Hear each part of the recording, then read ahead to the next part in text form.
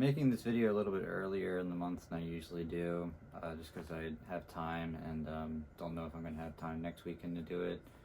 And I mean, it's close enough to the end of the month. I got like 5 days left in the month, but I don't really see too much changing in terms of what I've been listening to and stuff that I've been into. I'm trying to muster up some energy and like inspiration to like start making more videos again.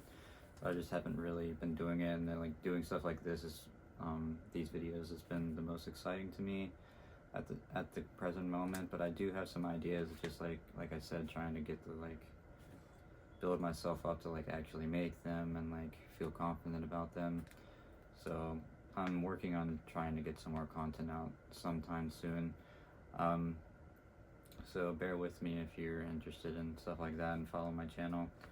But yeah, I wanted to do my monthly listening updates for July this time. So I guess I'll just jump right in. And I mean, I haven't been really listening to like too much newer stuff once again. Not too many new albums that have come out. There's a few on here, probably actually more than my last update video, but still not really like an artist that I've like really gotten into, like has released an album this year that I've been listening to a ton. I've really been listening to older stuff for the most part. But I'd say the most prominent artist that I've been listening to this month, and I talked about them in my last video as well because I was starting to listen to them again, and that's Boards of Canada. Most specifically, I've been listening to their first full-length album, Music Has a Right to Children, and their second full-length was Geogaddy, and it's been really interesting because I had gotten into them back in 2021. I mostly got interested in them I was really into David Bowie at that time, and I knew his last album was influenced by Boards of Canada, and I remember listening to them being kind of just like, it kind of like spooked me out a little bit, I guess. It was like this really eerie kind of sounding thing. It kind of made me like feel a little unsettled a lot, so I didn't come back to it a ton, but I was still like really intrigued by it. But then just like, I guess just recently I just been listening to them again, and just like they kept pulling me back, and I never really listened to Geogaddy much. I mostly have been listening to Music Has a Right to Children. I never really dug too much deeper into their stuff. But Geogaddy's incredible. Like, it just really has grown on me tremendously. And actually just went on a trip to New York to see the Foo Fighters, actually, with my dad. That was a fun trip, but it was like a 6-hour train ride there. So I was listening to Geogaddy like back to back, like just over and over again. So I think that album's really gonna remind me of that trip, and it was just perfect for that. It was just like just going along. It was perfect music to just go along, just looking out the window, watching the things pass, and like going into big cities and stuff. It was just, the music fitted so perfectly. It has kind of the like eerie kind of like just aesthetic to it, and it was like beautiful, and I don't know. It's hard to explain, but yeah, Boards of Canada, I've just been really obsessed, and I've also mentioned I've been listening to their this EP here. The name is slipping off the top of my head. And their latest full-length album, which I think is called Tomorrow's Harvest. Those have been pulling me into, but mostly those first 2 albums I've really been listening to, and I don't really see that stopping anytime soon. I think I'm gonna really keep digging into them a lot. I really love that stuff, and they're like ambience, and just like they're kind of like, it's like some lo-fi like retro feels to some of the stuff, and it's really cool to me. So I've really been into them, and I'm excited to keep listening to them. And another artist that I had never really dug into, and I had heard of them before just in passing some, and never really got into them. I don't know why I never really got into them, but I think their name really is what pulled me in the most to like really want to get into them again, and that's My Dying Bride. I just really dig that name. I just think it's cool shit. It's very goth, and they have that kind of that like goth metal rock kind of feel to them. And but yeah, mostly kind of like a death doom goth metal band. And I guess I could kind of want to shout out Dante Dagger, who's a YouTuber here, and he actually lives in my hometown of Richmond as well. He's kind of gotten me more interested in kind of like the more doomier stuff, and wanted to dig more into that stuff. And there's another artist that I'll probably mention here that I actually found through him as well. I've been listening to some Death Doom specifically, and just like doomier stuff. I found that I actually do really enjoy stuff like that. My Dying Bride, really digging into their stuff. Specifically their album Turn Loose the Screw, that's a book, Turn Loose the Swans. That was their second album, and then their third album, the Angel in the Dark River. And they actually released an album this year that I kind of want to listen to as well. And I've been wanting to dig more into their discography. I've been doing like looking into more of their stuff, and I'm interested to keep listening to them. I like their kind of I like how the violin is implemented in there a lot. I've been do a lot of stuff like that recently. Implements a lot of string instruments like that. Excited to keep getting into them and into the future. And I guess I'll go ahead and mention the other artist that kind of goes along with that to an extent. It's an artist called Dusk, and they're a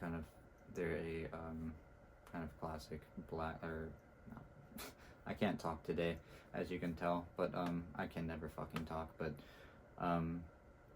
they're a death doom band from the 90s, and they released 2 full-length albums, I believe, and they're both really short albums, but they're really solid. Their first album was just self-titled, and their second album was called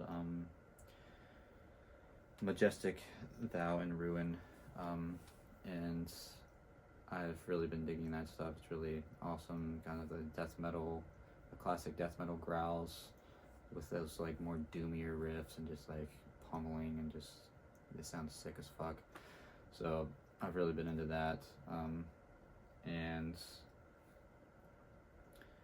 yeah, so I've been listening to them a lot. Really gotten into them. There's some other death doom stuff that I've gotten into. There's one band that I can't really think of the name of, but I'll throw it here on the screen. It's slipping my head. I know it starts with an R. It's kind of like an interesting name. Let me turn this thing off real quick. I hope it's not affecting the sound too much. But another group I've really been gotten into, and just honestly like the past few weeks. And there's another thing where the name kind of pulled me in, and just like their discography and interesting. I looked into them more. It's a band called Controlled Bleeding, and it's another sick fucking name. But they've had an interesting kind of different styles in their music. Kind of looked into them, and they said they're more of like a spontaneous inspiration kind of band. Like they'll just like make something off of just like really being into something at that time or something like that. But the early stuff, I think they kind of started with kind of like more like instrumental, like art rock and stuff, and then they got more into like harsh industrial and noise there for a bit, and then they got into like more of like a neoclassical sound, which is the stuff I've really been into. I've been really interested in neoclassical and neoclassical dark wave and just dark ambient, all that type of stuff. I've really been into stuff like that. And their album it's a compilation album technically, is Songs from the Ashes. There's another album they released, like more neoclassical, and that's like the second half of this album as well, but they added like another like 7-8 tracks or something at the beginning that I really like those. and I just really like this the neoclassical sound. It's really awesome. Just been really liking stuff like that. And there's really cool bands, and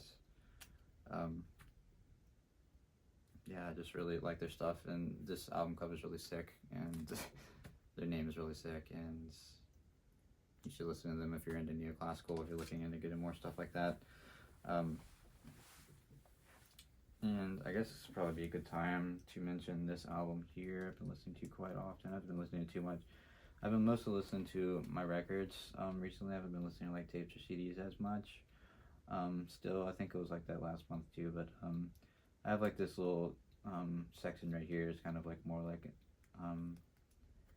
experimental, like electronic kind of stuff that I really like a lot that I have there. But I've been listening to this Mortal Coil, which is a kind of like a super group that was on the 4AD record label that had bands such as Cocteau Twins, Deck and Dance, and etc. Back in the 80s, and this was actually created by the founder of 4AD, or the person who owns the record company at the time, and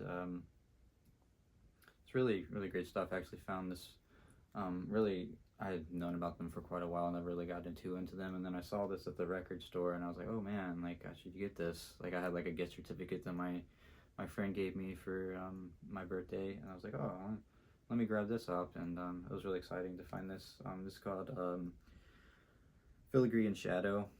It's their second album, and really cool stuff. There's a lot of ambient tracks on here as well, and just a lot of just kind of like ethereal sounding songs, and I really like it. I've really been into it, and I keep going back to it and wanting to listen to it more, so really cool stuff. I'm glad I found that at the store. You can tell I moved my records over here, so I've sold even more things. And I think I'm gonna make videos again about like going through my physical collection and like what I actually do have left now, because I just don't have that much anymore. I've really cracked down on the quantity or quality over quantity kind of thing. And this is kind of all my music here now. You can't really see the records that well from that camera, but all my records are right here, and all my tapes and CDs are here, so I've really gotten rid of a lot of shit, and I'm really happy with where my collection is right now. All of my collection, like all these albums, really excite me, and I'm really happy to have all of them. So I hope to go through those soon and make videos like that. It's something I feel like I would like to do. I might have the inspiration to do something like that. You know, I feel like I've just done that over and over and over again on my channel, and I don't know if people like that shit, but it's fun for me to go through it, and I like talking about the music I have and like holding it and showing it off. It's fun. So look out for that if you're interested in that. But to move on from there, I guess I should have mentioned Aphex Twin earlier. I've never really been too into Aphex Twin, but since I've been so into like ambient and stuff recently, and I really didn't know too much about their discography. I like just seen them around and heard of them and seen just things all over the place. But I've been listening to their second album, the Selected Ambient Works Volume 2. It's just like 2.5 hours of just straight ambient music, and really been digging that, and listening to that quite often too. It kind of goes along with Boards of Canada to an extent. Boards of Canada is definitely a different feel. I mean, Boards of Canada is ambient, but it has kind of like a down tempo and like hip hop as well mixed in with it. But yeah, so I'm probably gonna keep listening to that more and more. It's like this time of year, I definitely like the ambience, and I like ambient all year round. But I just like I've really gotten into ambient, and I'm planning on making a video about that too. In the near future. That seems pretty exciting to me too.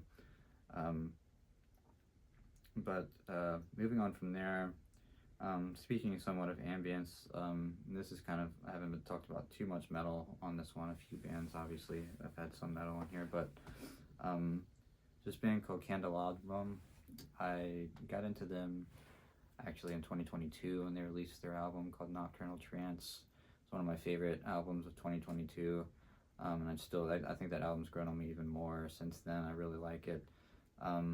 Just straight up like raw black metal with a lot of cool ambience mixed in. And that's kind of the same deal with their new album that just came out back in April. I saw it come out, but I like listened to it and I wasn't like too into it at the time, but now I've really like been listening to it a lot again. And it's called Transmutations. And it's like same kind of thing going on with them. It's the raw black metal but it's really heavy emphasis on ambience, and there's a lot of ambient sounds in it. And I've really been digging it. And there's also on this album even some post-punk feels to it mixed in with it, which is really interesting too. So it's really been intriguing me. Is it's just like something different within black metal, and that's really the stuff that excites me now. Is when somebody experiments and does something different within a sound. I mean, I still love a lot of the classics. Don't get me wrong, but people just doing black metal, just how black metal is, usually doesn't excite me that much nowadays. Like if they're releasing new albums, unless it's like just the perfect type of black metal that I really like. But yeah, that's just something how it is. But I kind of want to make a video maybe sometime. I need to think about it more and get my words straight with it. But a video about just like how I'm not sure like how much more like music is really gonna progress into the future. I just don't like, there just hasn't been that like much new interesting sounds, I guess. I could be completely wrong, and I'm sure other people have other opinions on this, but I just like don't know much more that people can do like within music, because all these sounds and different things have already been created, and people are just mixing them together at this point, which I guess is what has happened over the years anyways. They've like morphed into different things, but I just feel like the sounds are just like, they're just very obviously mixed together now, and like nothing is really that different anymore. But I'm hope I'm terribly wrong about that, but that's just like something that's been on my mind to an extent, and that just kind of brought it up, made me think of that to an extent. But yeah, I might make a video about that, we'll see. But I've got two more artists here I want to mention. These are both kind of like, it's kind of like cold wave, kind of very like synth punk to an extent. One of them is kind of like synth punk, I would consider. The first group is called Black Marble. They're kind of new wavy, just kind of this like synth cool stuff from like the 80s and shit.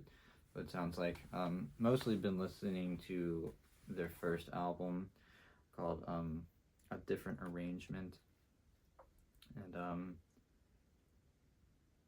I had never really gotten into them before. Actually, a friend of mine that I met actually through, I think it was through YouTube, but most on Instagram, we talk quite often, told me about this band, and I've really been liking the first album for sure. It's really cool sounds. It's just stuff that I like within that music. And another band that I actually just came across is called Ruhr, I think is how you pronounce it. I don't know, R-U-H-R. Live Rough Tracks is the name of this album that came out. And I've really been digging this. It's really just cool, kind of like synth punky kind of thing going on here, and it's just a fun album. I really like the sounds that it creates, and